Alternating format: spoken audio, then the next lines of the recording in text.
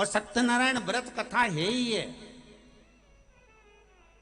पूरी सत्यनारायण जी की कथा पढ़ लो, पंडित जी से पढ़वा लो, उसमें 5 अध्याय मिलेगा। 5 अध्याय में जितनी बार भी पंडित जी बोलेंगे एक ही बात बोलेंगे, ब्राह्मण के मुख से सुनी, लकड़ारे ने सुनी, सत्यनारायण जी की कथा सुनी, फिर उसने सत्यनारायण जी की कथा कराई, फिर उसने सत्यनारायण जी की कथा सुनी, सत्यनारायण जी की कथा कराई। इस 5 अध्याय में सत्यनारायण की कथा थी कौन सी जो इनने कराई थी और उनने बाची थी?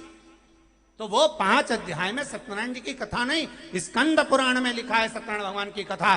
ब्रह्मा जी आकाश मार्ग में गए, भगवान विष्णु नीचे गए, तलातल पताल में जाकर भी भगवान शंकर के चरण नहीं मिले। तब आए, ब्रह्मा जी ने आते से पूछा क्या भगवान आपको चरण मिले? भगवान ने कहा मुझे भगवान के चरण नहीं मिले। बस ये सत्य भगवान विष्णु ने कह दिया था। उस दिन सत्यनारायण भगवान की जय जयकार हो गई। ये सत्यनारायण भगवान की कथा, और जो सत्यनारायण की पोथी में लिखे वो 5 अध्याय इसी का वर्णन करते।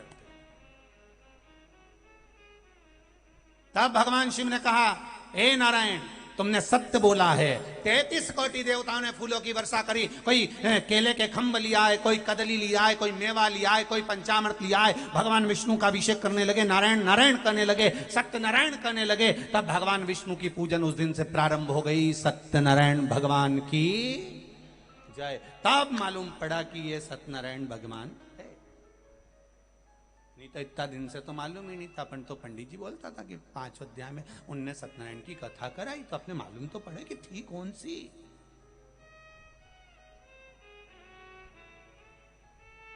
स्कंद पुराण में लिख दिया सत्यनारायण भगवान। अब ब्रह्मा जी से पूछा तुम्हें क्या भगवान का सिर मिला? ब्रह्मा जी बोले हाँ। झूठ बोल गए, असत्य झूठ। शंकर भगवान को क्रोध आ गया, शिवलिंग में से आवाज आ गई ये ब्रह्मा झूठ बोल रहा है।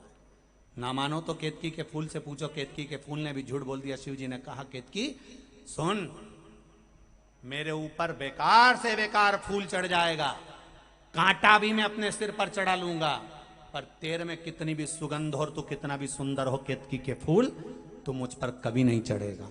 अगर भूल से केतकी का फूल शंकर को कोई चढ़ाएगा तो 1000 गौ हत्या के बराबर दोष लग जाएगा। उस दिन से केतकी का फूल शिव जी पे नहीं चढ़ा। केतकी ने कहा गौ माता से पूछ लो।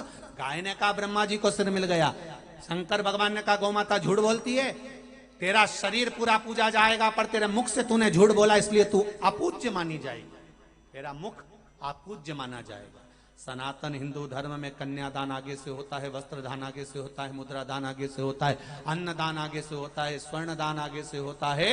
सारी पूजन हिंदू सनातन धर्म की आगे से होती है। केवल गौ माता का दान गाय की पूंछ पकड़कर किया जाता है पीछे से, क्योंकि इसने मुख से झूठ बोला था।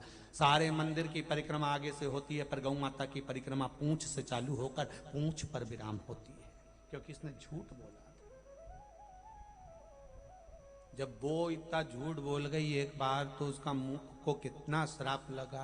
तो तुम अपना अंदाजा लगा के बैठो कि जी हो तुम कितना झूठ बोलती होगी, कितना।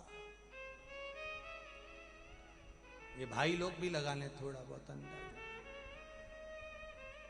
ये तुम्हारी जेब में जो यंत्र रखा है ना, जिसको लोग तुम प्रेम से मोबाइल कहते हो, इसका नाम है यम यंत्र। ये यमराज के करीब ले जाने वाला यंत्र।